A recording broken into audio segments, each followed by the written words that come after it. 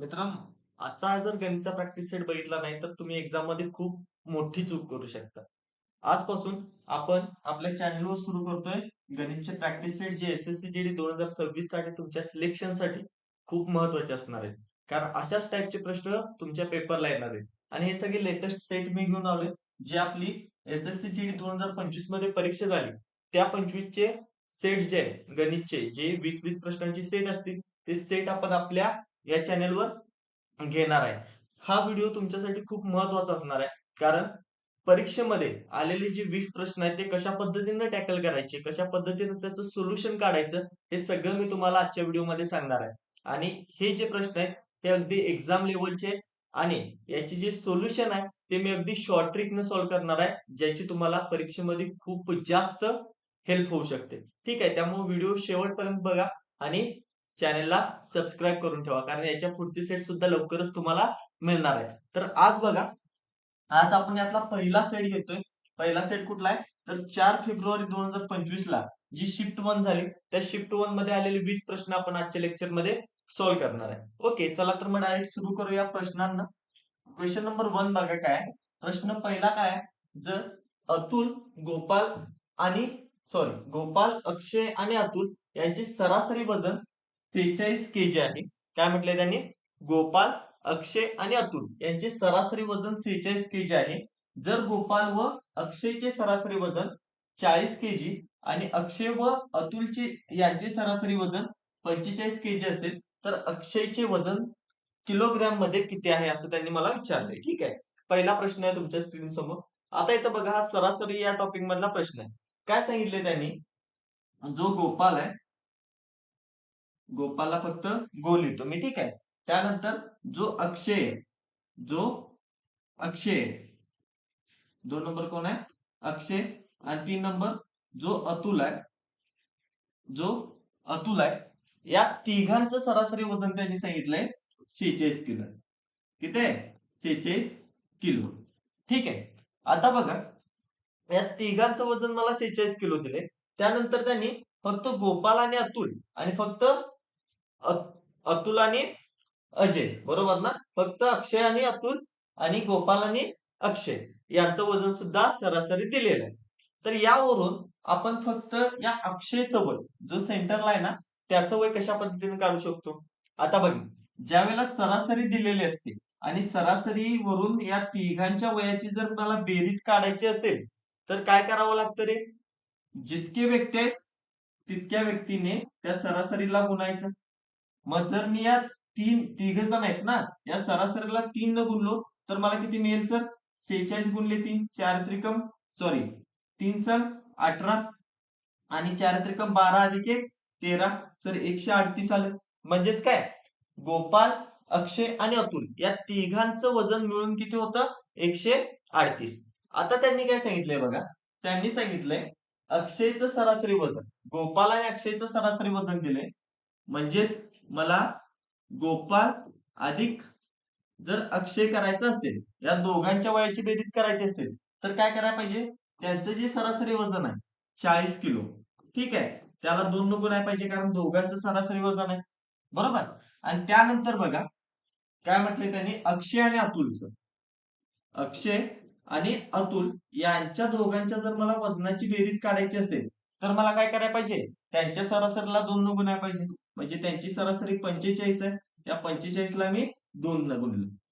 आता बघा, मला गोपाल आणि अक्षय यांचं सरासरी वजन मिळालं 80 किलो. सॉरी, यांचा वजनाची बेरीज मिळाली 80 किलो आणि अक्षय आणि अतुल यांच्या वजनाची बेरीज मिळाली मला 90 किलो. बरोबर ना? आणि या दोघांची जर मी ऍडिशन केली, तर मला टोटल वजन किती मिळालं रे?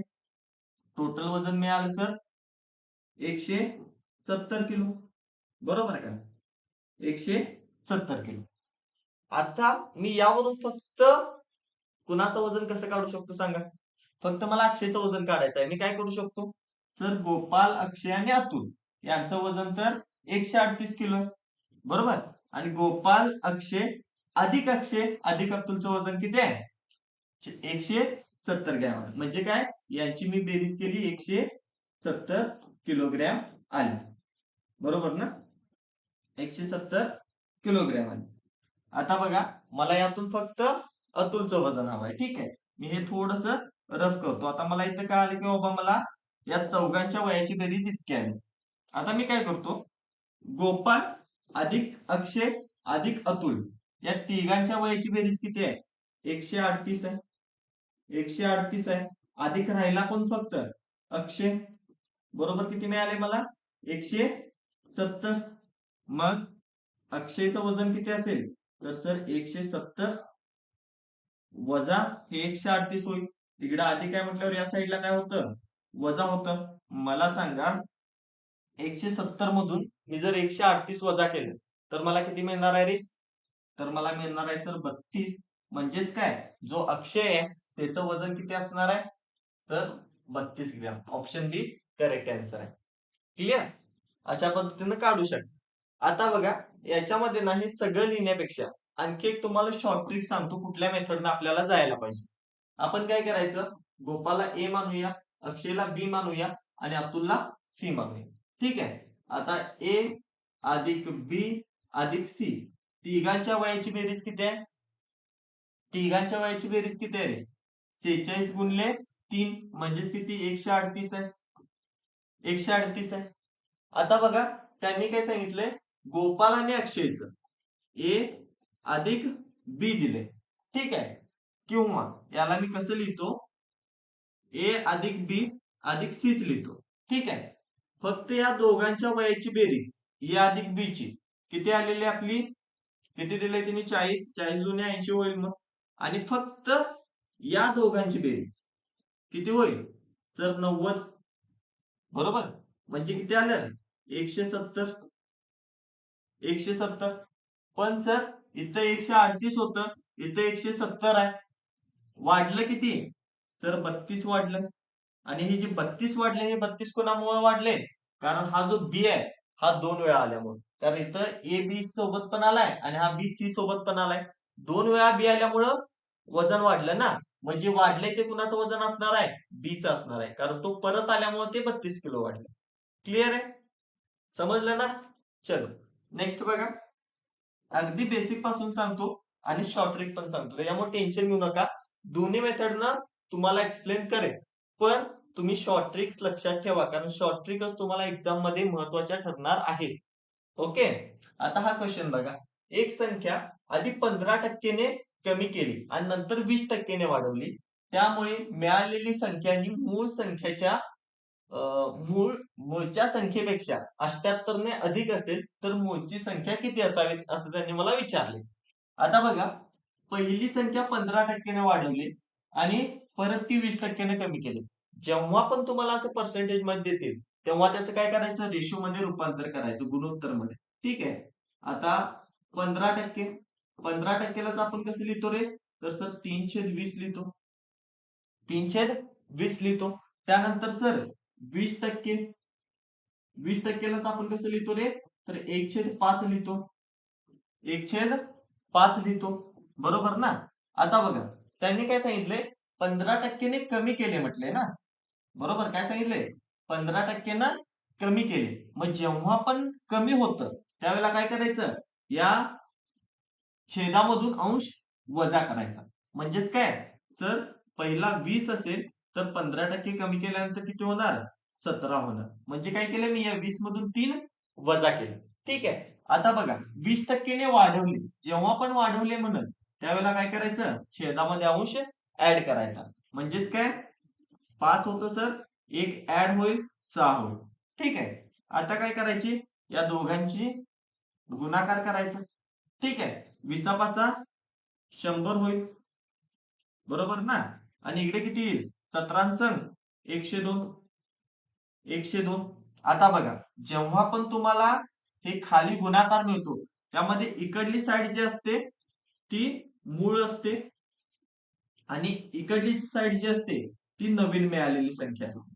ठीक आहे, नवीन मिळालेली. आता बघा, या मूळ संख्येमध्ये आणि नवीन मिळालेल्या संख्येमध्ये कितीचा फरक आहे? तर सर फक्त 2चा फरक आहे.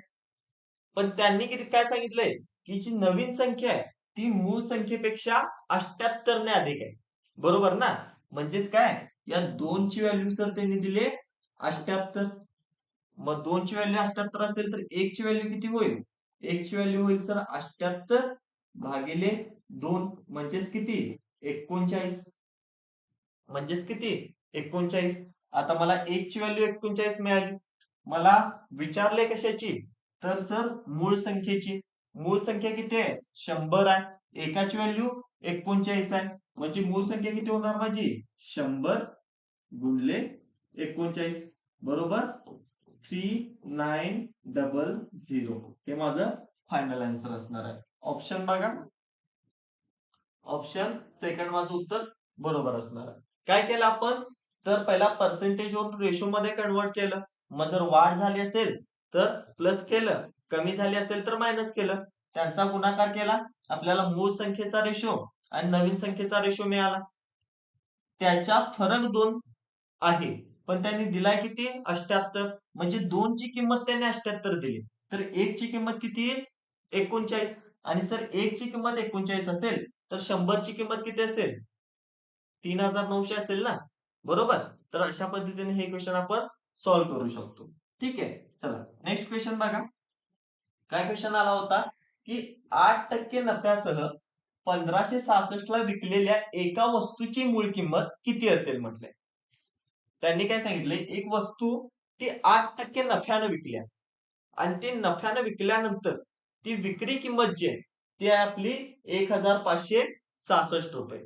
तर मला मूळ किंमत विचारली. ठीक आहे. म्हणजेच काय मूळ किंमत म्हणजे खरेदी किंमत विचारल्या. विक्री किंमत 1566 आहे आणि नफा जो आहे तो 8%. बरोबर. मला सांगा जर एखादी वस्तू आपण 100 रुपयाला घेतली. ठीक आहे. म्हणजे 100% काय झाली त्याची खरेदी किंमत. आता 8% नफा आहे म्हटल्यावर कितीला विकली असणार आहे? 108%ला. बरोबर. आता हे 108%चीच व्हॅल्यू त्यांनी किती दिली? तर 1566 दिले. 1566 दिले. मला काढायचे आहे मूळ किमतीची म्हणजे 100%ची व्हॅल्यू. तर हे आपण कसं काढतो? कसं काढतो? तर 1566 ही जर 108 ची व्हॅल्यू असेल तर 100%ची व्हॅल्यू किती? बरोबर ना? 108 ची व्हॅल्यू जर 1566 आहे तर 100%ची किती? असं आपल्याला काढायचं आहे तर आपल्याला काय करायला पाहिजे? 1566 भागिले 108 गुणले 100. थोडक्यात काय केलंय मी? याचा त्रिकस गुणाकार आणि याचा त्रिकस गुणाकार. ठीक आहे. एवढंच केलेलं आहे. बाकी काय केलेलं नाही. फक्त हे सॉल्व्ह करा. आता कितीनं भाग जाईल? तर 4 ने जातो. 4 दुने 8, 4 7 28. 4 दुने 8, 4 पंचे 20. किती न देऊ? 3 न देऊ. 3 नव्वे 27. 3 पाचशे 15. 3 दोन्ही 6. 3 दोन्ही 6. परत कितीनं जातो रे? 9 न भाग जातो बघा डायरेक्ट. 9 एके 9. कितीनं भाग जाईल? 9 पाचा 45. उरलं किती रे? 7. 9 8 72. बरोबर ना? माझं शिल्लक किती राहिलं फक्त? माझं शिल्लक राहिलं 58 गुणले 25. मग 58 गुणले 25 करा. 25 8 200. हातच्याला जाईल 20. 25 गुणले 5 125 अधिक 20 किती होईल? 145. म्हणजे माझी मूळ किंमत किती आली? 1450. समजलं? ऑप्शन बी माझा राईट आन्सर असणार आहे. काय केलं मी? सर 8% नफा आहे म्हणजे 108%ला ती वस्तू विकली. विक्री किंमत 1566 आहे. खरेदी किंमत मला विचारली म्हणजेच मूळ किंमत विचारली. तर मूळ किंमत नेहमी काय असते? 100% असते. 108%ची व्हॅल्यू दिली 100%ची काढायची. ज्याने ज्यानं पर्सेंटेज शिकलाय त्याला इझिली कळेल किंवा ज्याने नफा तोटा शिकलाय त्याला इझिली कळेल. ओके. जर तुम्ही लेक्चर्स केला नसाल तर युट्यूबवर लेक्चर्स अवेलेबल आहेत फ्री मध्ये. तिथून बघू शकता. या सगळ्या गोष्टी त्यामध्ये अगदी बेसिक पासून सांगितलेले. ठीक आहे. चला नेक्स्ट बघा. एक माणूस कोलकाता येथून अहमदाबादला 9 किलोमीटर प्रति तास या वेगाने जातो आणि त्याच समान मार्गाने 18 किलोमीटर प्रति तास या वेगाने कोलकात्याला परततो. तर संपूर्ण प्रवासादरम्यान त्याचा सरासरी वेग किलोमीटर पर आवर मध्ये काढायचा आहे आपल्याला. आता बघा इथं मला काढायला काय लावले? सरासरी वेग. काय काढायला लावले? सरासरी वेग. आता लक्षात घ्या जेव्हा पण तुम्हाला सरासरी वेग काढायला सांगतील आणि अंतर समान असेल. आता अंतर समान का म्हणतोय मी? कारण तो कोलकात्यामधून अहमदाबादला गेलाय आणि अहमदाबाद म्हणून परत कोलकात्याला आलाय. म्हणजे डिस्टन्स तर सेम असणार आहे आणि जिथं जिथं डिस्टन्स सेम असणार आहे तिथं सरासरी वेग काढताना एक फॉर्म्युला वापरायचा. सरासरी वेग बरोबर 2xy भागिले x अधिक y. क्लिअर? एवढं सिंपल लक्षात आहे. आता x म्हणजे पहिला वेग असतो आणि y म्हणजे दुसरा वेग असतो. ठीक आहे. 2 आहे असं. सर पहिला वेग किती आहे? 9 किलोमीटर प्रति तास. दुसरा वेग किती आहे? 18 किलोमीटर प्रति तास. बरोबर? x 9y, y 18. झालं तुमचं इथे. आन्सरच येते इथून. कसं येईल सांगा? तर 2 गुणिले 9 गुणिले 18 आहे असं ठेवतो मी. आहे असं ठेवलं. भागिले 9 अधिक 18 किती होईल? 27. चला कॅल्क्युलेशन करा. काय होईल सांगा? 9 एके 9, 9 त्रिक 27, 3 एके 3, 3 सन 18. शिल्लक किती राहिलं फक्त? 2 गुणिले 6 आणि 2 गुणिले 6 किती येतं रे? 12. तर तुमचा सरासरी वेग असणार आहे 12 किलोमीटर प्रति तास. ऑप्शन आहे का?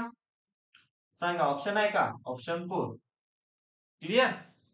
सिंपल. हा फक्त फॉर्म्युला यूज केला की तुम्हाला पूर्ण एक्झाम्पल सॉल्व्ह होतं. फक्त हा फॉर्म्युला लक्षात ठेवायचा. जिथं जिथं अंतर सेम असेल आणि सरासरी वेग काढायला विचारला असेल तिथं आपल्याला फक्त एवढं करायचं. बाकी काही टेन्शन घ्यायचं नाही. ठीक आहे. चलो नेक्स्ट बघा. काय प्रश्न आहे? एका विद्यार्थ्याला पुस्तक खरेदीवर खालील 4 सवलती मिळतात. म्हणजे हे 4 वेगवेगळे डिस्काउंट त्या विद्यार्थ्याला मिळतात. कोणत्या योजनेत विद्यार्थ्याला सर्वाधिक सवलत दिली जाते? ठीक आहे. सूट टॉपिक मधला क्वेश्चन आहे. काय क्वेश्चन आहे? तर आपल्याला वेगवेगळे डिस्काउंट दिले आणि या सलग सूट आहेत. बरोबर ना? सलग सूट कन्सेप्ट माहित असेल. या काही 4 सलग सूट आहेत. तर या 4 सलग सूट मध्ये सगळ्यात जास्त सूट आपल्याला कुठल्या ऑप्शन मध्ये मिळते ते सांगायचं आहे. आता बघा, जर मी 2 सलग सूट दिले, ठीक आहे. जेव्हा पण 2 सलग सूट दिल्या जातील तेव्हा मला सूट काढायचं असताना काय फॉर्म्युला वापरायचा असतो रे? 2 सलग सूट असतील तर ए अधिक बी गुणिले ए अधिक बी वजा ए गुणिले बी भागिले 100. हा फॉर्म्युला वापरला की तुम्हाला एकल सूट मिळते. आता ऑप्शन 1 मध्ये ए आणि बी किती आहे? तर 20 आणि 20. तर 20 अधिक 20 किती होईल? 40 वजा 20 गुणिले 20 किती होईल? 400 भागिले 100. बरोबर ना? म्हणजे किती मिळालं मला? 40 वजा 4 मिळेल. बरोबर ना? एवढंच लिहितो मी. 40 वजा 4 मिळेल. म्हणजेच काय? इथं मला 36% सूट मिळणार. क्लिअर आहे? वजाबाकी करत बसत नाही, फक्त इतकं लिहितो. आता 2 नंबर ऑप्शन मध्ये बघा. 25 अधिक 15 किती होईल रे? सर 40च होईल. वजा 25 गुणिले 15 करा. 15 पाची 75. हाच्याला जाईल 7. 15 दुनी 30 अधिक 7 37. 375 भागिले 100. बरोबर किती येईल सांगा मग? 40 वजा 3.75. 40 वजा 3.75. आता ऑप्शन नंबर 3 बघा. ऑप्शन नंबर 3 मध्ये काय? 30 अधिक 10% म्हणजे काय रे? 40 वजा 30 गुणिले 10 सर 300 भागिले 100. म्हणजे किती होईल इथं? 40 वजा 3 किती होईल? 40 वजा 3. आणि चौथा ऑप्शन काय माझा? 5 आणि 35. मग 5 अधिक 35 किती होईल रे? 40. 5 5 25. ह्याच्याला जाईल 2. 5 त्रिक 15 16 17 म्हणजे 175 भागिले 100 होईल हे. आणि इकडे किती येईल मग? 40 वजा 1.75. आता मला सांगा, या 4 ऑप्शन मध्ये सगळ्यात जास्त डिस्काउंट कुठे मिळणार आहे मला? सगळ्यात जास्त डिस्काउंट कुठे मिळणार आहे? ज्या ऑप्शन मध्ये 40 मधून सगळ्यात लहान संख्या वजा झाली तिथे जास्त डिस्काउंट मिळणार आहे. म्हणजेच काय? तर इथे 36 मिळेल. बरोबर? इथे किती मिळेल? 3.75 मध्ये 3.75 मध्ये किती मिळेल? 36.25 मिळेल. बरोबर का? 40 वजा 30 मध्ये किती मिळेल इथं? सर 37 मिळेल. आणि इथं किती मिळेल? 1.75 आहे. म्हणजे 38.25 मिळेल. सगळ्यात जास्त कुठे मिळालाय? तर ऑप्शन नंबर 4 मध्ये. म्हणजे माझं उत्तर बरोबर काय असणार आहे सर? ऑप्शन 2 4. क्लिअर? तर अशा पद्धतीने आपण सलग सूटचं कंपॅरिझन करू एक्झाम्पल्स काढायला लागतात. आता मी इथं हे सगळं लिहत बसलोय. सगळं लिहायची गरज नाही एक्झाम मध्ये. तुम्हाला माइंड मध्ये कॅल्क्युलेट झालं की 40 ठीक आहे. सगळ्याची बेरीज 40 येते. फक्त काय गुणाकार ज्याचा कमी येतो ते माझं उत्तर असणार. एवढं लक्षात ठेवा. ज्याचा गुणाकार कमी ते माझं उत्तर असणार. क्लिअर? 40 20 गुणिले 20 400 येतं. 25 गुणिले 15 किती येतं? 375. 30 गुणिले 10 300 आणि 5 गुणिले 35 175. मग ज्याचा गुणाकार कमी ते उत्तर. 175 चौथ्याच आहे म्हणजे चौथं माझं बरोबर असणार आहे. तिथं मला जास्त डिस्काउंट मिळणार आहे. क्लिअर? चलो नेक्स्ट वन. पुढचा प्रश्न काय बघा, क्वेश्चन नंबर क्वेश्चन नंबर 6. 16 आणि 48 चे तिसरे प्रमाणपद म्हटले.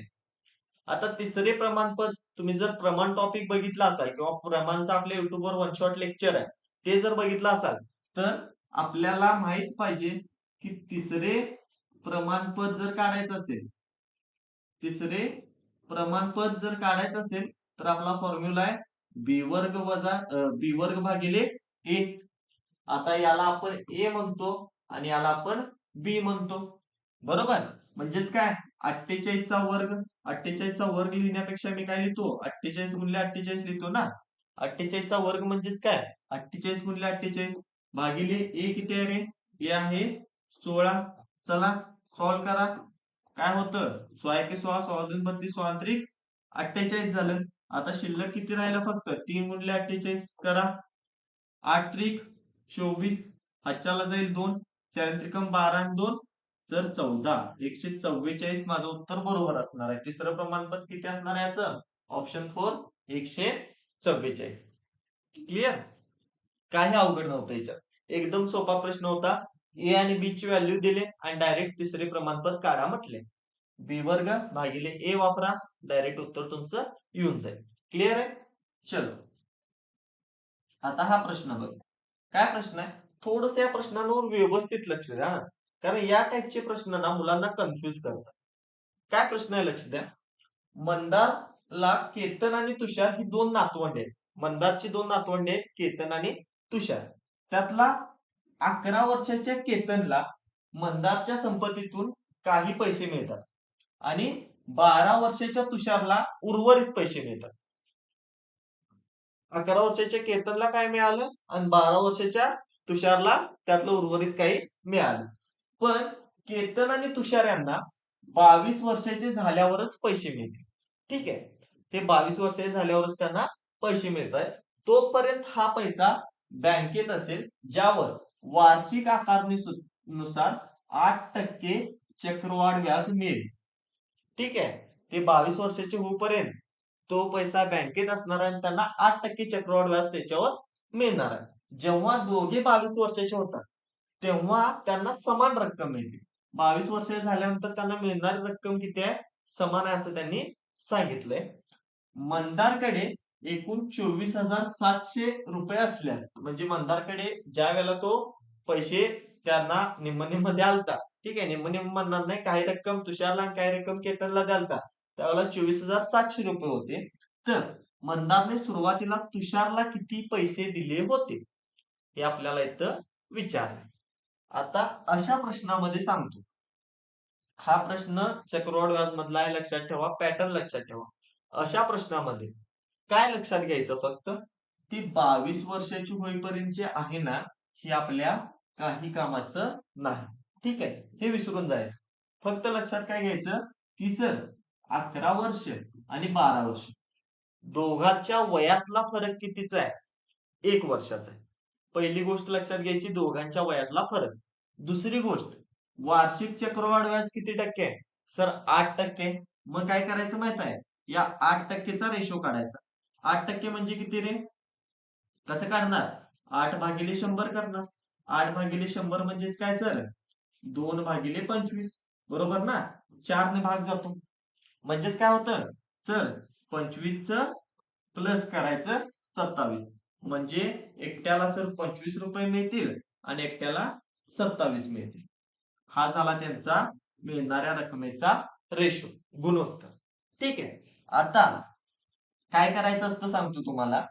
हा जो रेशो मिळाला आपल्याला या पर्सेंटेज वरून, ठीक आहे, या पर्सेंटेज वरून जो रेशो मिळालाय त्याला काय करायचं, त्या दोघांच्या वयातलं अंतर किती आहे बघायचं. आता इथं फक्त 1 वर्षाचं अंतर आहे, म्हणजे काय, यांचा घातांक 1 असेल. जर 2 वर्षाचं अंतर असेल तर यांचा घातांक 2 होईल.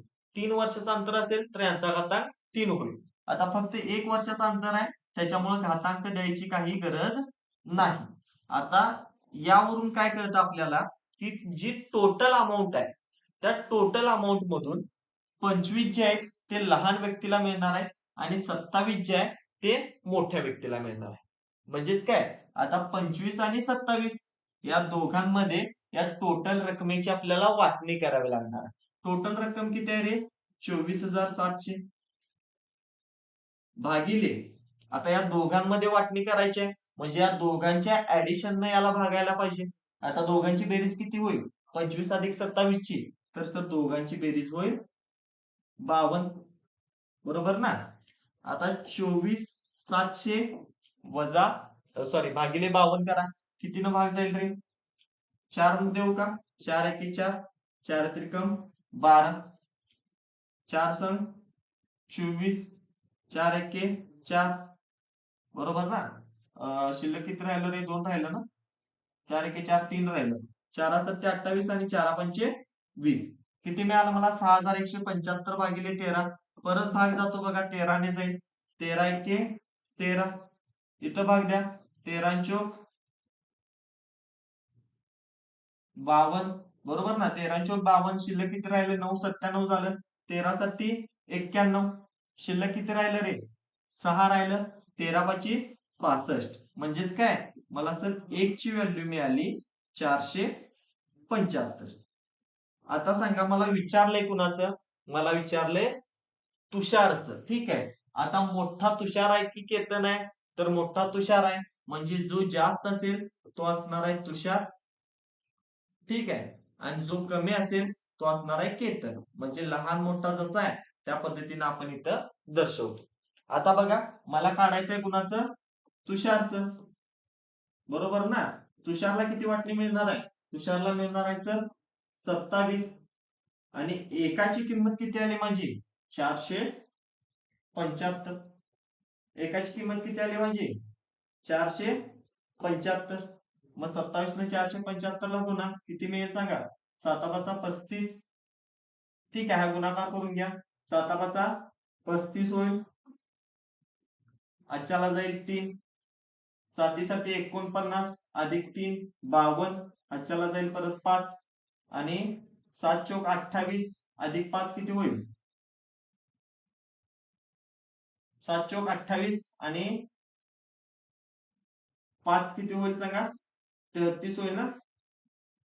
ओके, 3325 आला. आता 2 गुणा, 5 दुनी 10, हातच्याला जाईल 1, 7 दुनी 14 अधिक 1 15, हातच्याला परत 1 आला, 4 दुनी 8 अधिक 1 9, या दोघांची बेरीज करा, किती येतं सांगा, 5 2 8 आणि 12, बरोबर, किती आलं, 12,825, बरोबर ना.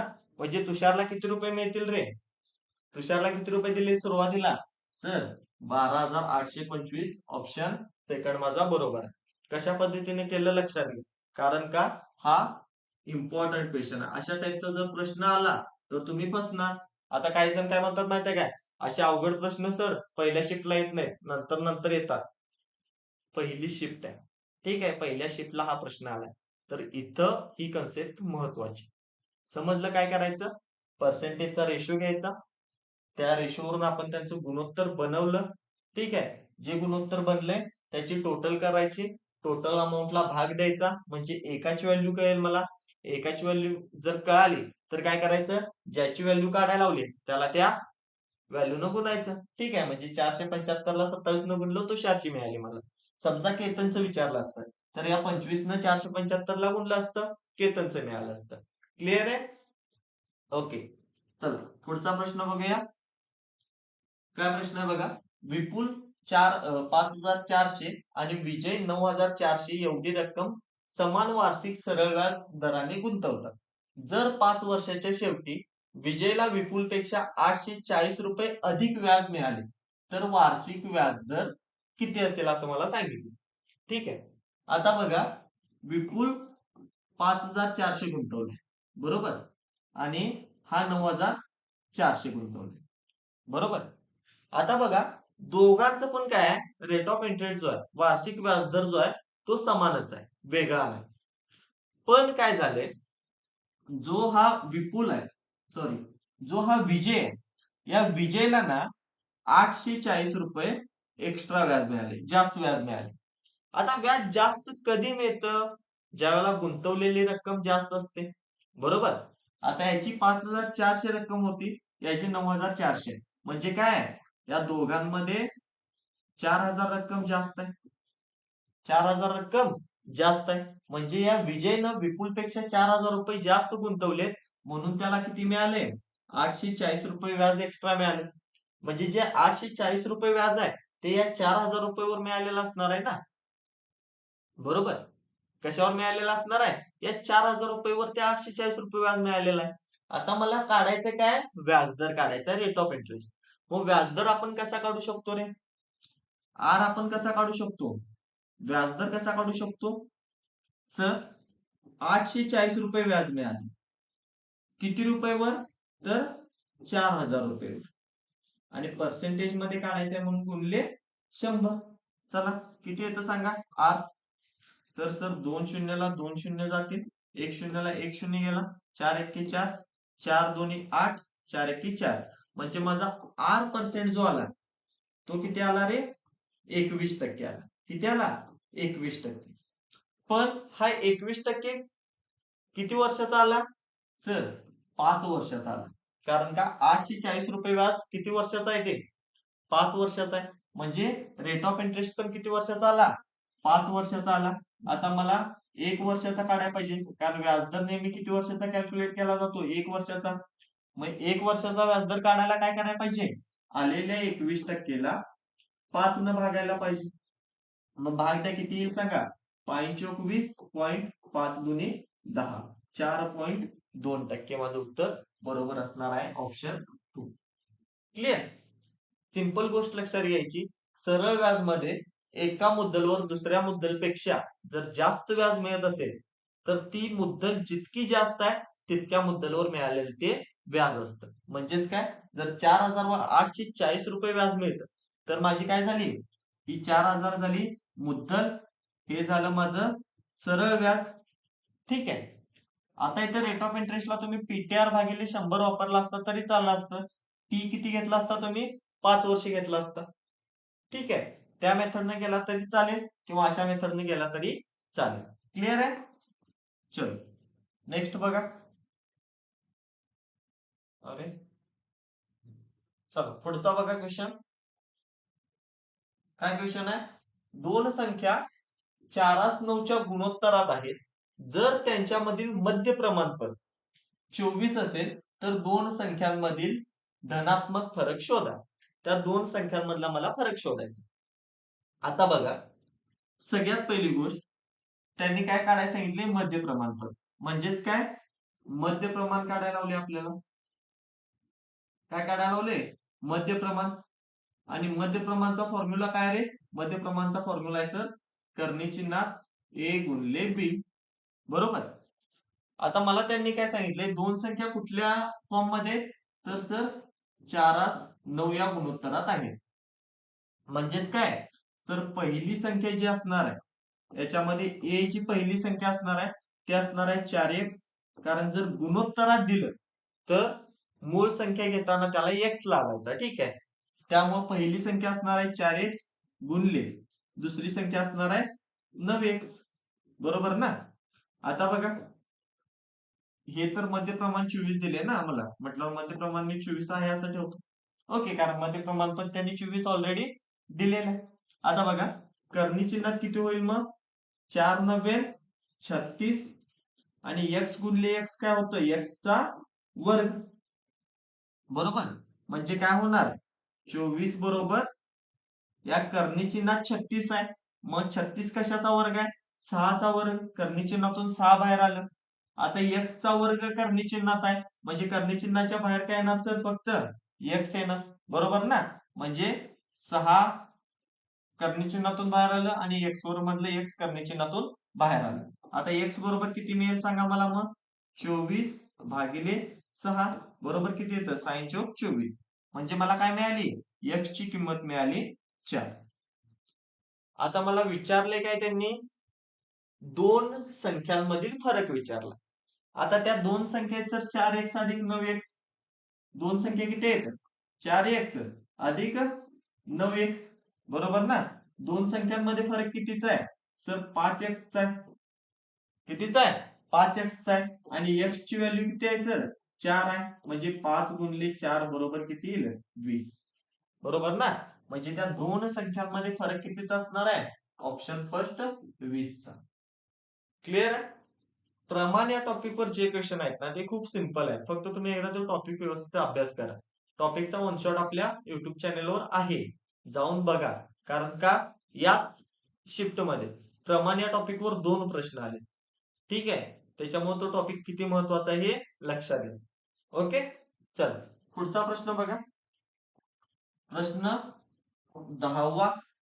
पण प्रश्न 10वा घ्यायच्या अगोदर तुम्हाला सांगतो, जर तुम्हाला SSC चा पूर्ण अभ्यास मराठीमधून करायचा असेल तर आपल्या स्टडी कट्टा या ॲपवर अर्जुना 2.0 ही बॅच सुरू आहे SSC 2026 साठी.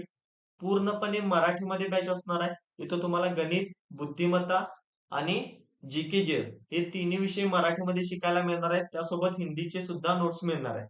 या बॅच मध्ये तुम्हाला लाईव्ह लेक्चर्स भेटतील, प्रॅक्टिस सेट भेटतील जे की पीवायक्यू आहे. तुम्हाला माहित आहे SSC ला जितके प्रिव्हियस इयर क्वेश्चन विचारले गणितचे आणि बुद्धिमत्ताचे, ते सगळे मराठीमध्ये तुम्हाला या बॅच मध्ये प्रोव्हाइड केले जाणार आहेत, जेणेकरून तुम्ही प्रॅक्टिस जास्त करू शकाल. त्यासोबत तुम्हाला नोट्स PDF मिळणार आहे जीके आणि हिंदीच्या. तुम्हाला नोट्स मिळणार आहेत, जीकेच्या सगळ्या नोट्स तुम्हाला मराठीमध्ये मिळणार आहेत, ते पण प्रिव्हियस इयर क्वेश्चन सोबत. त्यासोबत तुम्हाला या बॅच मध्ये 100 पेक्षा सुद्धा जास्त फ्री मॉक टेस्ट मिळणार आहे. ठीक आहे, मॉक टेस्ट वेगळ्या घ्यायची गरज नाही. आणि मॉक टेस्ट सुद्धा तुम्हाला मराठीमध्ये मिळणार आहे. आणि SSC ला तुम्हाला माहित आहे मॉक टेस्ट हा सिलेक्शन फॅक्टर असतो. तुम्ही जितक्या मॉक टेस्ट सोडवाल तितकं तुमचा स्कोअर वाढत जाणार आहे. ओके, तर तुम्हाला बॅच घ्यायची असेल तर ती फक्त 299 मध्ये.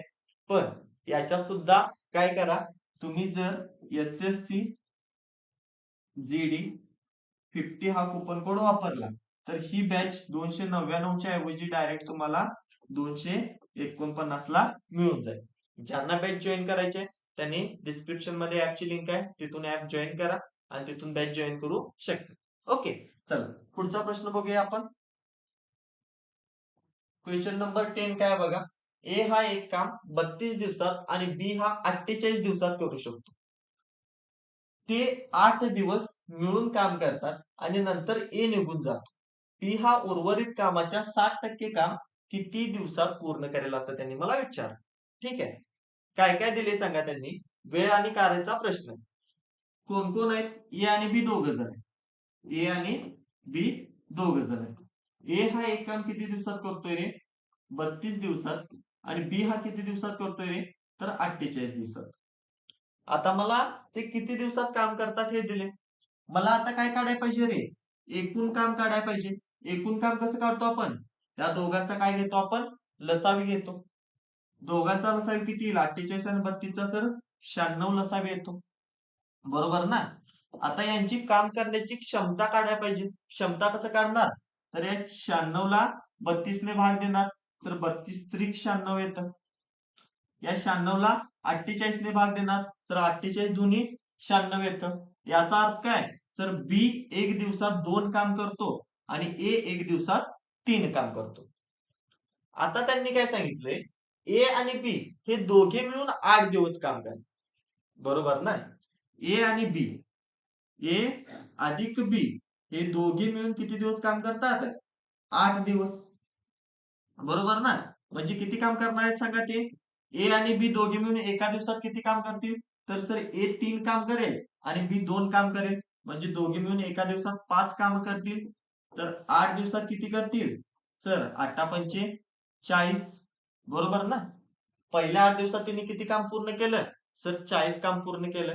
आता काम शिल्लक किती राहिलं सांगा? शिल्लक किती काम राहिलं? शिल्लक राहिलं सर टोटल काम होतं 96. त्यातलं या दोघांनी 8 दिवसात 40 पूर्ण केलं. शिल्लक किती राहिलं मग? 96 वजा 40 करा. सर 56 एवढं काम पूर्ण शिल्लक राहिलं. ठीक आहे. पुढं काय म्हटलंय? जे शिल्लक काम राहिले ते शिल्लक कामाच्या 7%. हे राहिलेले 56च्या 56 त्याला पूर्ण करायचं नाही. तर बी काय करणार आहे? या 56च्या फक्त 60% काम पूर्ण करणार आहे. म्हणजेच काय 60 भागिले 100. किती पूर्ण करायचंय बी ला? तर या 56च्या फक्त 60% पूर्ण करायचंय. म्हणजेच काय 60 भागिले 100 पूर्ण करायचंय. किती येईल सांगा? तर 0 ला तर 0 कॅन्सल करा. ओके. बेत्रिक 6, बेपंचे 10. किती आलं? बेत्रिक 6 आणि बेपंचे 10. आता मी काय करतो? हे आहे असं ठेवतो. बी ला टोटल काम किती करायचंय? डब्ल्यू. बी ला काम एवढं पूर्ण करायचंय 56 गुणिले 3 भागिले 5. आता बी ला किती वेळ लागेल असं विचारलंय. टी विचारलाय मला. तर टाइम आपण कसं काढतो रे? एकूण काम भागिले त्याची क्षमता. एकूण काम किती आहे सांगा? 56 गुणिले 3 भागिले 5. बरोबर ना? एकूण काम एवढं आहे. भागाकारामध्ये काय घेतो? त्याची क्षमता. बी ची क्षमता किती आहे रे? तर बी ची क्षमता तर 2 आहे.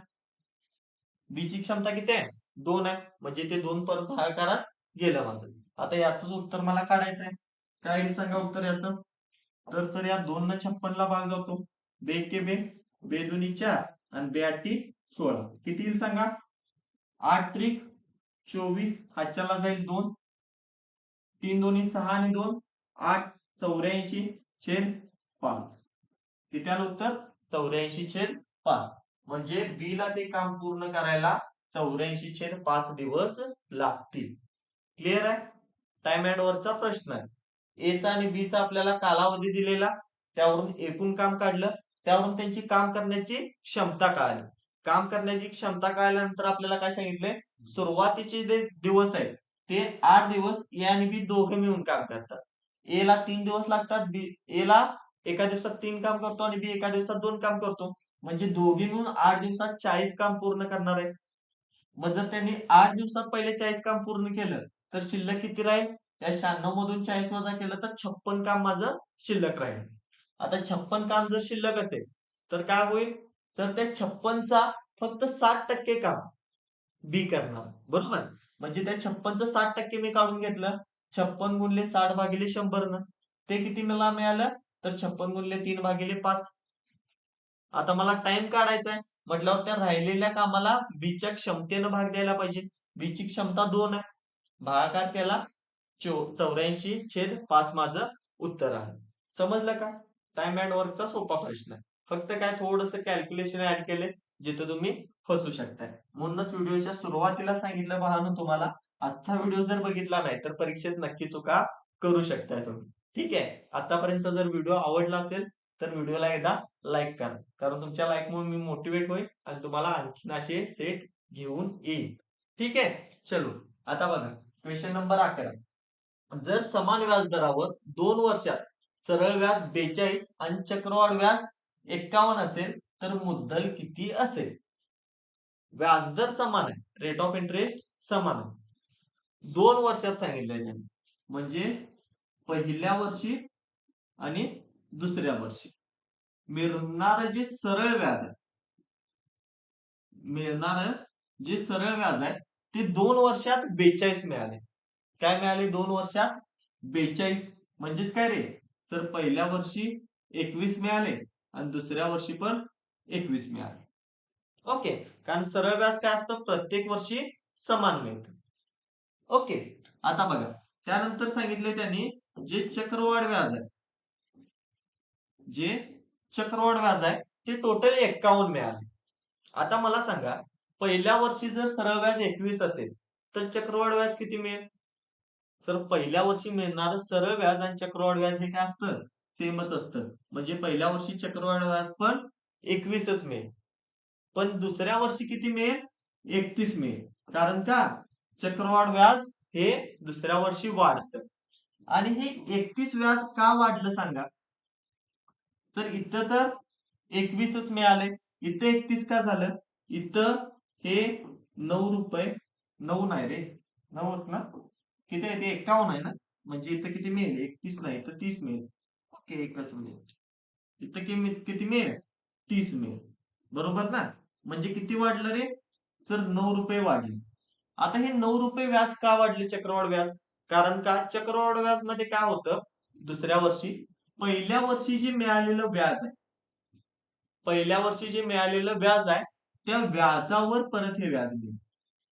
त्या व्याजावर काय होतं? परत व्याज मिळेल. म्हणजे हे जे 9 रुपये मला एक्स्ट्रा व्याज मिळाले, ते कशावर मिळाले? या 21 रुपयेवर. मग यावरून मी व्याजदर काढू शकतो का? R% काढू शकतो का? कसा काढणार सांगा? सर 9 रुपये व्याज मिळाले किती रुपयेवर? 21 रुपयेवर. तर हे 9 21 चं किती टक्के आहे? म्हणजेच काय? 9 भागिले 21 गुणिले 100 करा. किती येईल सांगा? किती येईल? 3 त्रिक 9, 3 साते 21. म्हणजे माझा रेट ऑफ इंटरेस्ट किती आला? 300 भागिले 7 आला. 300 भागिले 7%. R%. म्हणजे माझं व्याजदर किती आलं? 300 भागिले 7%. आता मला काढायला काय सांगितले त्यांनी? मला काढायला सांगितले त्यांनी मुद्दल. काढायला काय सांगितले? मुद्दल. मग मुद्दल कसं काढणार? तर माझ्याकडे एक फॉर्म्युला आहे. सरळ व्याज SI बरोबर पी टी आर भागिले 100. बरोबर ना? आता इथे SI मी काय करतो? एका वर्षाचंच घेतो. एका वर्षाचं सरळ व्याज किती आहे रे? एका वर्षाचं सरळ व्याज किती आहे? तर 21 रुपये. बरोबर. इथं पी किती आहे सांगा? पी किती आहे? मला पीच तर काढायचं आहे ना. पी म्हणजेच मुद्दल. टी किती आहे? Time period. तर 1 वर्ष, कारण का व्याज हे किती वर्षाचं घेतले? एका वर्षाचं. आर किती आहे? आर आहे सर 300 भागिले 7. आणि इथं भागिले 100 आहे. म्हणजे इथं खाली परत 100 येणार आणि गुणिले 7 आहे. बरोबर ना? आता करा कॅल्क्युलेशन. पी ची व्हॅल्यू काढा किती येईल? तर सगळ्यात पहिला तर या 2 झिरोला 2 झिरो कॅन्सल होतील. ओके. 3 एके 3, 3 साते 21. मग पी बरोबर किती येईल सांगा? पी बरोबर काय येईल? हे 7 आणि भागाकारातलं 7 इकडे काय येईल? गुणाकारात. म्हणजे 7 साती 49. सर जी मुद्दल आहे ती किती असणार आहे? म्हणजे 49. ऑप्शन 4 माझं राईट आन्सर असणार आहे. क्लिअर? पी किती येणार आहे माझं? 49. कशा पद्धतीने सॉल्व्ह केलं लक्षात आलं? सरळ व्याज आणि चक्रवाढ व्याज या दोन्हीवर कंबाईन क्वेश्चन. ठीक आहे. चल पुढचा प्रश्न बघा. काय? सरलीकरणचा प्रश्न आहे. आता सरलीकरण मध्ये आपण काय सोडवतो रे? कंचे भागू बेव. सगळ्यांना माहित असेल. कसं लिहितो आपण? कन चे भागू बेव. म्हणजे सगळ्यात पहिला काय सॉल्व्ह करतो आपण? कंस सॉल्व्ह करतो. आता कंस सॉल्व्ह करताना पण सगळ्यात पहिला मी कोणता कंस सॉल्व्ह करणार सांगा? कोणता करणार? तर हा कंस सगळ्यात पहिला मी सॉल्व्ह करणार. बरोबर ना? मग काय येईल सांगा? हे आहे असं लिहितो सगळं. हे 48 भागिले 8 पण मला सॉल्व्ह करायला लागेल ना? ठीक आहे. कारण इकडे गुणुले. गुणाकाराच्या पहिला तर हा भागाकारच सॉल्व्ह होईल. मग 48 भागिले 8, 8 काय येईल सांगा? 8 संग 48 म्हणजे 6 येईल. गुणले आहे असं. आता हा कंस मी आहे असं ठेवीन, कारण सगळ्यात पहिला हा सॉल्व्ह करायला पाहिजे. मग हा पूर्ण सॉल्व्ह करू शकतोय. भागाकार आहे. मध्ये अधिक आहे म्हणजे पहिला भागाकार करू शकतो मी, काही प्रॉब्लेम नाही. 7 एके 7, 7 साती 49 म्हणजे इथं 7 आलं. अधिक 4 एके 4, 4 दहा 40, इथं 10 आलं. गुणाकारामध्ये 7 वजा 3 किती येतं? सर 4 येतं. हा कंस झाला पूर्ण. एवढंच मला आता सॉल्व्ह करायचं आहे. आणि हा कंस इथं आहे असा. आता सगळ्यात पहिला काय करणार? हा आतला कंस सॉल्व्ह करणार. काय येईल सांगा? हा कंस आहे असं ठेवतो. 6 गुणले, आता पहिला गुणाकार करा. 10 गुणले 4, 40, 40 अधिक 7, 47. सर 47 बाहेर आलं. बरोबर. आता काय करायचं आपल्याला? फक्त 6 गुणले 47 करा. 7 सक्कम 42, हातच्याला जाईल 4, 6 24 अधिक 4 28, तर 282 माझं उत्तर असणार.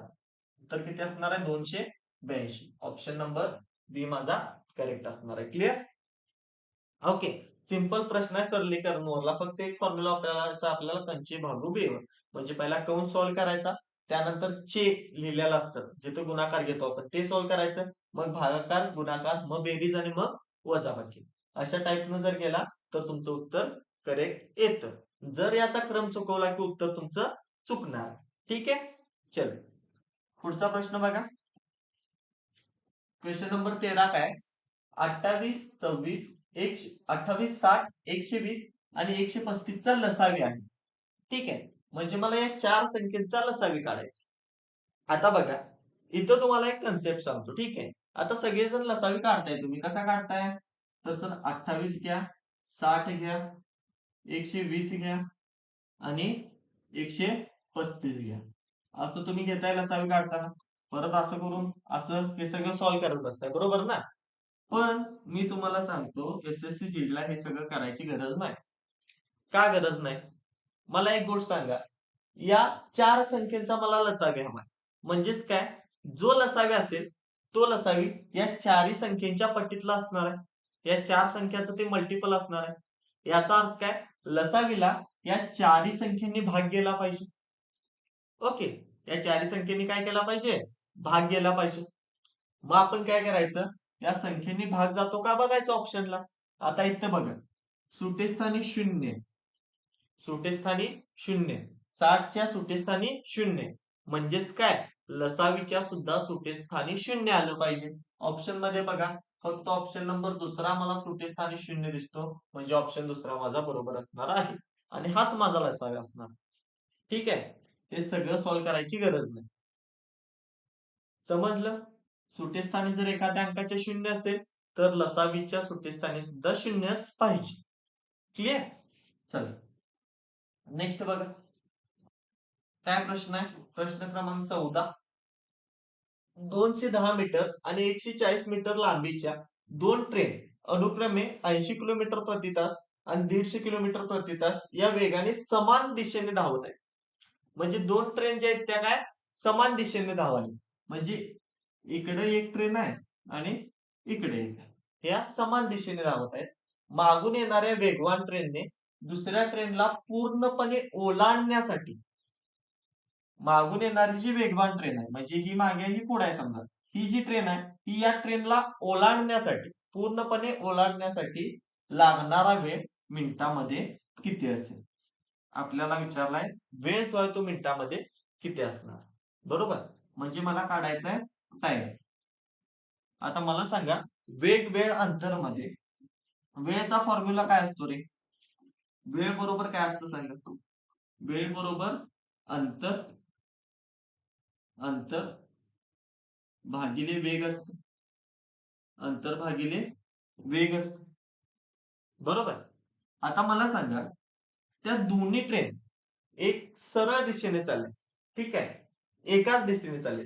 जेव्हा दोन्ही ट्रेन समान दिशेने जात असतात आणि त्या एकमेकांना ओलांडणार आहे, ठीक आहे, पहिली ट्रेन दुसऱ्या ट्रेनला पूर्णपणे ओलांडणार आहे, अशा वेळेला जे अंतर आहे ते काय होतं? त्या ट्रेनची लांबीच असते आणि त्या ट्रेनची लांबी काय होते? ऍड होते. म्हणजेच काय सर, इथं काय होणार? अंतर जे आहे ते पहिल्या ट्रेनची लांबी 210 अधिक दुसऱ्या ट्रेनची लांबी 140 हे ऍड होणार. आणि जो वेग आहे, जेव्हा दोन्ही ट्रेन काय होत असतात? एकाच डायरेक्शनने जात असतात, तेव्हा वेग काय होतो? एकमेकातून मायनस होतो. म्हणजे पहिल्याचा जो 80 आहे आणि दुसऱ्याचा 150 आहे, तर इथे वेग काय होणार रे? 150 वजा 80 होणार. कारण का त्या समान दिशेने चालले. जर वेगळ्या दिशेने चालल्या असत्या तर वेग हा प्लस झाला असता, अधिक झाला असता. पण समान दिशेने असतील तर काय होणार? वजा होणार. आता बघा, इथे जे वर दिलंय ना अंतर, ते कशात आहे रे? मीटर मध्ये. ठीक आहे.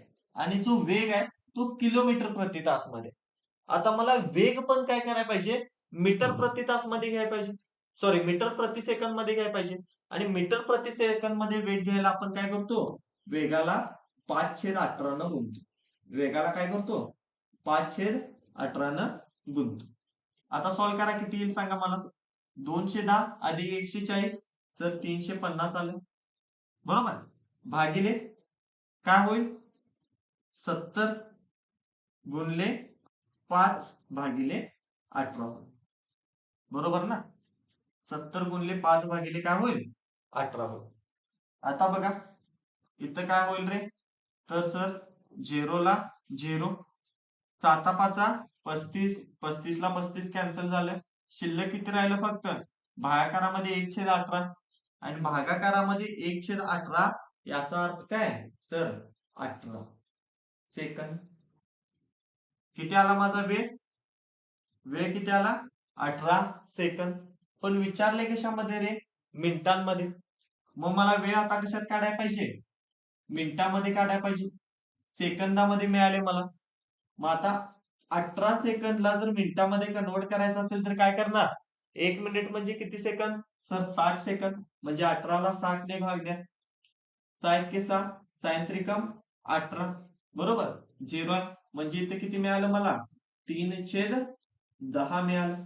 आणि 3/10 म्हणजेच काय 0.3 मिनिट. मिनिटामध्ये काय येणार माझं 0.3 उत्तर येणार बरोबर ना. ऑप्शन आहे का रे, ऑप्शन नंबर 4 माझं करेक्ट असणार. समजलं. ट्रेन मध्ये लक्षात ठेवायचं, जर समान दिशेने जात असतील तर वेग काय होणार एकमेकातून वजा होणार. आणि जर विरुद्ध दिशेने असतील दोन्ही ट्रेन तर वेग काय होणार अधिक होणार. क्लिअर आहे. चलो नेक्स्ट पुढचा प्रश्न बघा, क्वेश्चन नंबर 15. 15, 25, 40 आणि 75 ने निशेष भाग जाणारी सर्वात मोठी 4 अंकी संख्या निश्चित करा. आता त्यांनी सांगितले 15, 25, 40 आणि 75 ने भाग जायला पाहिजे संख्येला. ठीक आहे. आता या 4 संख्येनं भाग जायला पाहिजे म्हटलंय ना, म्हणजे प्रत्येक संख्येनं या ऑप्शनला कुठल्या कुठल्या भाग जातो बघायचं. दिले काय काय तर 15 दिले, 25 दिले, 40 दिले आणि 75 दिले बरोबर ना. मग मला सांगा सुटेस्थानी एक शून्याच्या इच्छा म्हणजेच काय, ऑप्शनच्या सुटेस्थानी ज्या शून्य असेल त्यालाच भाग जाणार आहे. आता मला पहिल्या चौथ्यामध्ये शून्य दिसते पण या दोन मध्ये शून्य नाही, म्हणजे हे दोन ऑप्शन तर माझे नसणार आहे. आता बघा 25 ची कसोटी काय सांगते, 25 ने कोणत्या कोणत्या संख्येना भाग जातो, ज्या संख्येच्या शेवटचे दोन अंक एकतर 25 पाहिजे किंवा 50 पाहिजे किंवा 75 पाहिजे किंवा डबल झिरो पाहिजे. 25 ने कोणाकोणाला भाग जातो, ज्या संख्येच्या शेवटचे दोन अंक 25, 50, 75 किंवा डबल झिरो असतील त्याच संख्यांना भाग जातो. मला सांगा या चारीपैकी या दोन संख्यांमध्ये कुठं दिसतंय रे, तर सर 9600 मध्ये. कारण का शेवटला दोन शून्य इथं 60 आहे, याला 25 ने भाग जाणार नाही, म्हणजे ऑप्शन फर्स्ट माझा करेक्ट असणार आहे. आता इथं बेसिक मेथड पण आहे, काय या सगळ्यांचा लसावी काढायचा, त्यानंतर सर्वात मोठ्या 4 अंकी संख्येला त्यांना भाग द्यायचा, आलेली बाकी त्यातून वजा करायची किंवा ऍडिशन करायला लागते. खूप मोठी प्रोसेस आहे, ते करायची गरज नाही. तर आपण डायरेक्ट ही शॉर्ट ट्रिक वापरू शकतो. त्यामुळेच मी तुम्हाला काय म्हटलं की पेपर मध्ये तुम्हाला स्पीड महत्वाची, शॉर्ट ट्रिक महत्वाचे.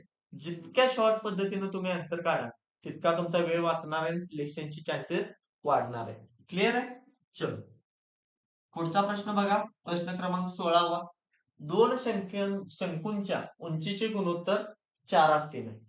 दोन शंकू आहे, ठीक आहे. पहिल्याला मी ए म्हणतो आणि दुसऱ्याला बी म्हणतो. त्यांच्या उंचीचं गुणोत्तर दिले, त्यांच्या उंचीचं गुणोत्तर दिले. किती दिले, पहिल्याचं सर 4 असेल तर दुसऱ्याचं 3 असणार. आता त्यांच्या तळांच्या त्रिज्याचं गुणोत्तर दिले. उंची सोबत कशाचं गुणोत्तर दिले, त्यांच्या त्रिज्याचं गुणोत्तर दिले. ते किती दिले सर, पहिल्याची 1 असेल तर दुसऱ्याची 2 असणार. आता मला काय सांगितलंय, त्यांच्या घनफळांचं गुणोत्तर शोधायला हवं. म्हणजेच काय, मला ए चं घनफळ आणि बी चं घनफळ या घनफळांचं गुणोत्तर शोधायचं आहे. मला सांगा शंकूचं घनफळ काय असतं रे, शंकूच्या घनफळचा फॉर्म्युला काय, तर सर 1/3 पाय आर वर्ग एच, बरोबर ना? 1/3 त्रिज्याचा वर्ग पाय त्रिज्याचा वर्ग उंची. सेम याच्या बाबतीत पण असेल 1/3 पाय आर वर्ग एच. आणि या दोघांचं मला गुणोत्तर शोधायचं. या दोघांचं काय शोधायचं आहे मला? गुणोत्तर. मग गुणोत्तर शोधायचं आहे म्हटल्यावर मला आणखी सोपं झालं. सर या 1/3 ला हे 1/3 कॅन्सल होईल, या पायला हे पाय कॅन्सल होईल, कारण या किमती काय असणार आहेत? सेमच असणार आहेत.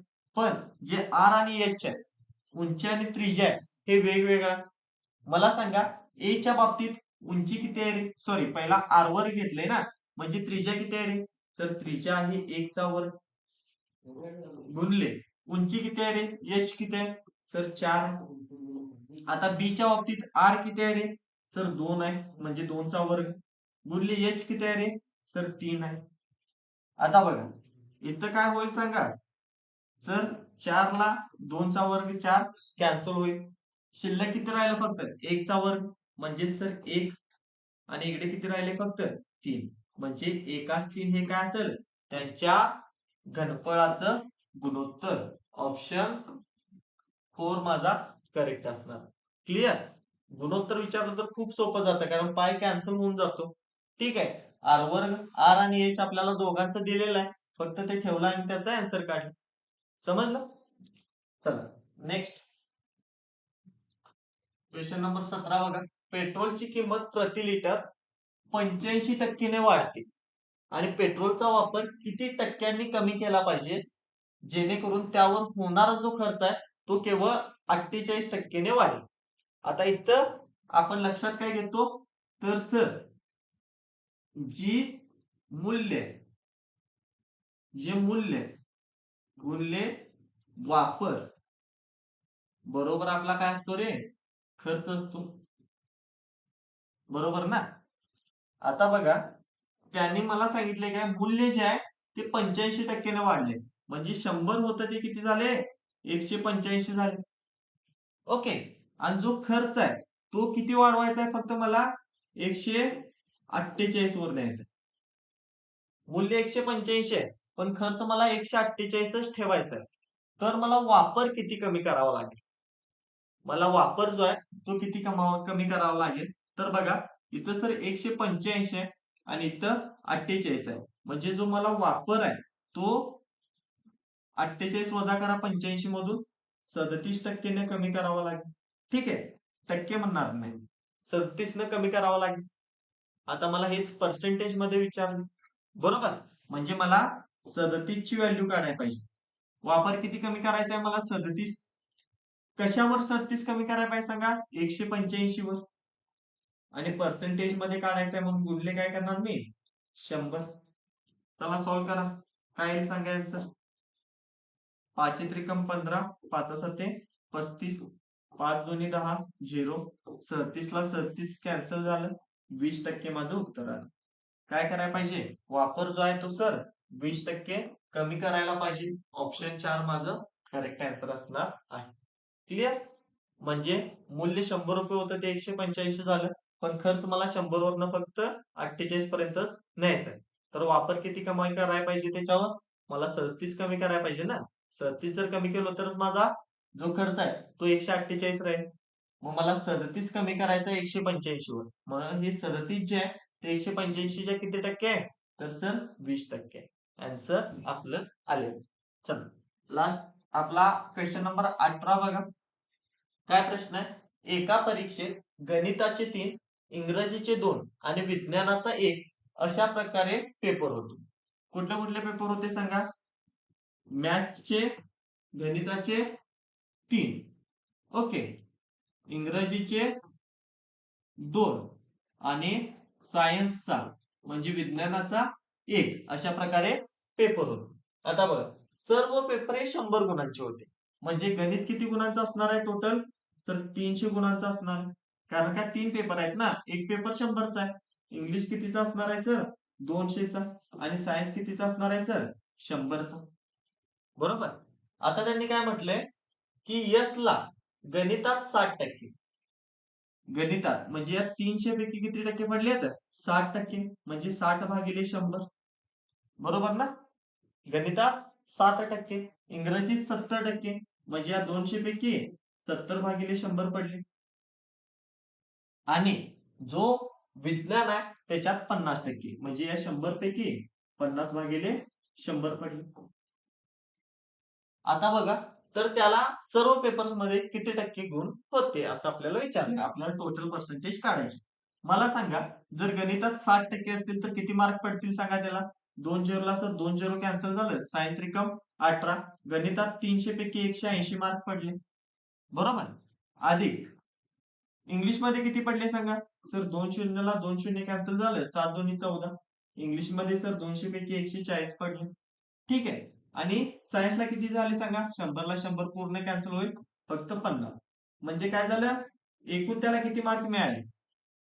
एकूण किती मिळाले, तर सर 180 140 अधिक 50 किती होईल, 190. म्हणजे हे 190 आणि 180, 18 2 36 आणि 1 37, 370. एकूण किती मार्क मिळाले सर, 370 मार्क मिळाले. आणि हे किती पैकी मिळाले सांगा, किती पैकी मिळाले.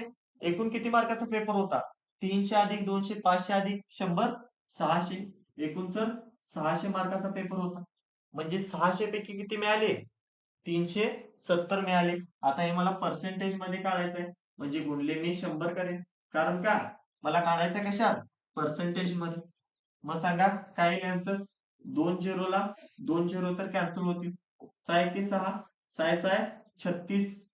उरलं किती रे, 10 उरलं. म्हणजे 6 एके 6, उरलं किती, 4.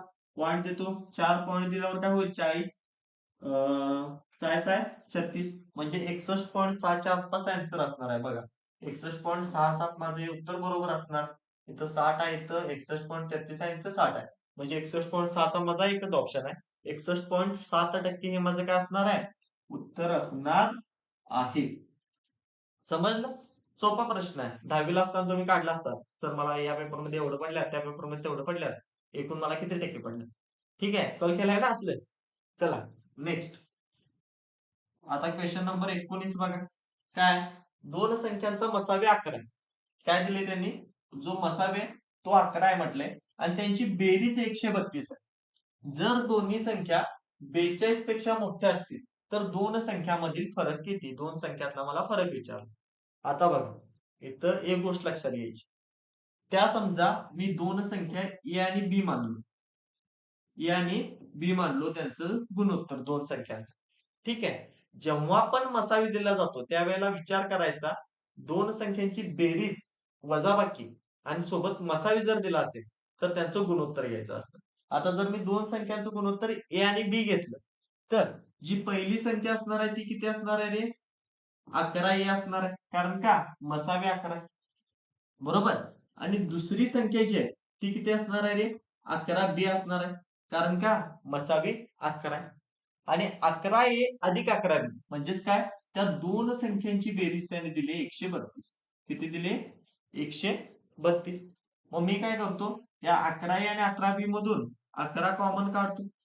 11 कॉमन काढल्यानंतर मला ए अधिक बी मिळेल. ए अधिक बी किती मिळालं मला, 132, बरोबर. मग ए अधिक बी बरोबर किती होईल सांगा.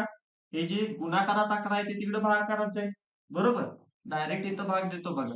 11 एके 11, 11 एके 11, राहिले किती शिल्लक, 2. 11 दुनी 22. म्हणजे मला ए अधिक बी जे ते किती मिळालं रे, 12 मिळालं. ए अधिक बी काय मिळालं, 12 मिळालं. आता इथं बघा, ए आणि बी काय, त्या संख्यांचं गुणोत्तर आहे. आणि गुणोत्तरामध्ये ए आणि बी हे नेहमी काय असतात रे, गुणोत्तरामध्ये ए आणि बी काय असतात, ए बी नेहमी काय असतात, सहमूळ असतात. काय असतात, सहमूळ असतात, कोप्राईम असतात. आता सहमूळ म्हणजे काय, अशा संख्या ज्या संख्यांना कोणत्याही कॉमन संख्येने भाग जात नाही. म्हणजेच काय, मला अशा दोन संख्या घ्यायच्या आहेत ज्यांची बेरीज 12 येईल आणि त्या दोन्ही संख्येला कोणत्याही सामायिक संख्येने भाग जायला नको. मग मी काय करू शकतो, इथं समजा मी ए 5 घेतलं अधिक बी 7 घेतलं, तर मला किती मिळेल, 12 मिळेल. किती मिळेल, 12 मिळेल. आणि 5 आणि 7 या समूळ आहेत का सांगा मला, आहेत का, हो सर. कारण का, 5 आणि 7 ला 1 सोडून कुठल्या कॉमन संख्येने भाग जातो का रे? तर नाही जात. बरोबर ना? म्हणजे या दोन्ही संख्या काय आहेत? सहमूळ आहेत. बरोबर. आता विचारलंय काय? त्या संख्यांमधील फरक मला सांगायचा. आता मला a ची व्हॅल्यू मिळाली 5, b ची व्हॅल्यू मिळाली 7. आता त्या दोन संख्यांमधील फरक काढा. पहिली संख्या किती आहे रे? सर 11 आहे. 11 आहे म्हणजेच काय रे? 11 गुणिले 5 करा. a ची किंमत किती मिळाली मला? 5. म्हणजे पहिली संख्या मिळाली मला 55. आता दुसरी संख्या किती आहे रे माझी? 11 बी आहे. बरोबर. 11 बी म्हणजेच काय? 11 गुणिले 7. कारण बी ची व्हॅल्यू किती आहे? 7 आहे. म्हणजे दुसरी संख्या मिळाली मला 77. आणि मला विचारले काय? त्या दोन संख्यांमधील फरक. मग 55 आणि 77 मध्ये फरक कितीचा आहे? 22 चा आहे. तर 22 माझं आन्सर असेल ऑप्शन बी. उत्तर काय असणार आहे माझं? 22. काल जिथं पण तुम्हाला दोन संख्यांची बेरीज वजाबाकी असेल आणि मसावी दिला असेल तेव्हा लक्षात घ्यायचं त्या दोन संख्यांचं गुणोत्तर घेऊन आपल्याला सॉल्व्ह करायला लागणार.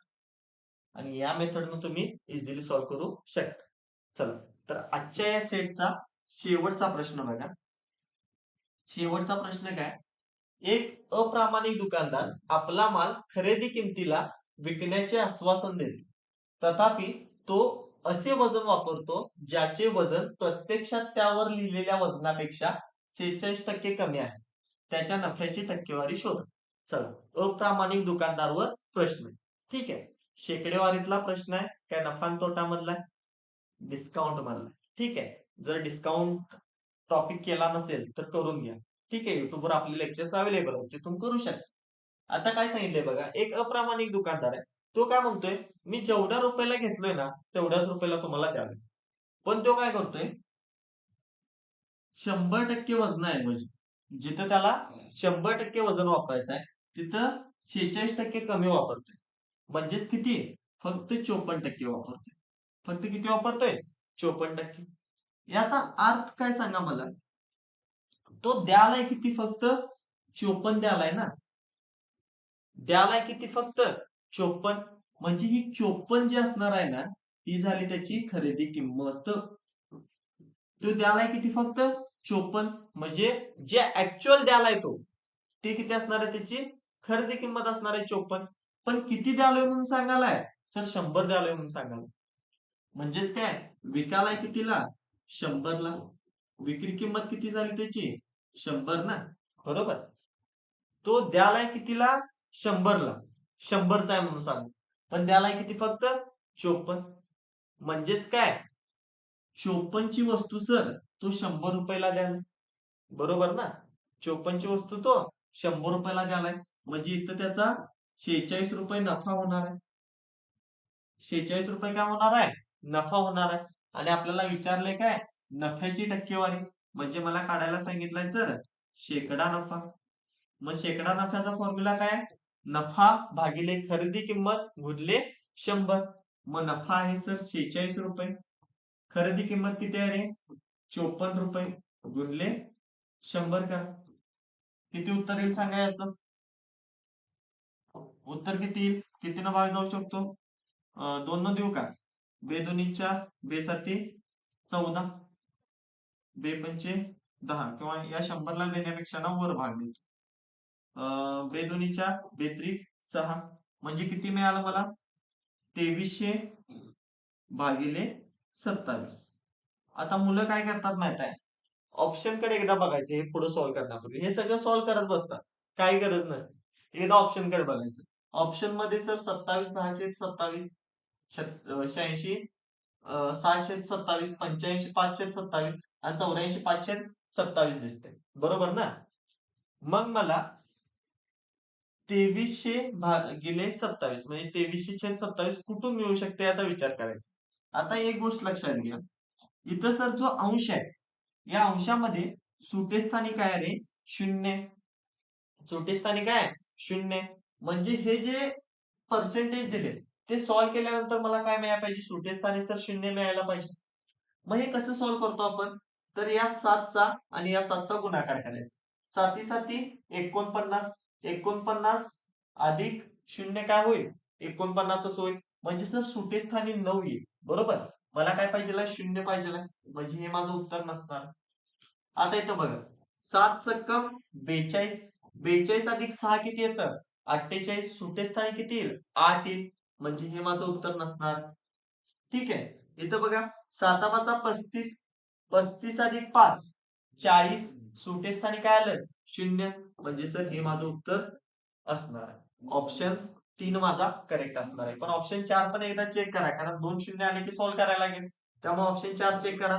7 चोक 28, 28 अधिक 5 33, सुटे स्थानी 3 येतं, म्हणजे हे उत्तर नसणार आहे. ऑप्शन नंबर 3 माझं करेक्ट आन्सर असणार आहे. तर ह्या ज्या लहान लहान शॉर्ट ट्रिक आहेत, हे जे लहान शॉर्टकट आपण वापरतो, हे परीक्षेत खूप महत्वाचे. ठीक आहे. तर आजचा हा सेट इथंच संपतो. तुम्हाला या सेटची जर पीडीएफ हवी असेल तर ते आपल्या टेलिग्राम चॅनेलवर अपलोड करेन. टेलिग्राम चॅनेल जॉईन करा, डिस्क्रिप्शन मध्ये लिंक आहे. आणि जर प्रॅक्टिस सेट पण सांगितलेल्या कन्सेप्ट आवडल्या असतील, ट्रिक्स आवडल्या असतील, तर व्हिडिओला लाईक करा आणि चॅनेलला नक्की सबस्क्राईब करा. परत भेटू पुढच्या प्रॅक्टिस सेट सोबत. तोपर्यंत जय हिंद.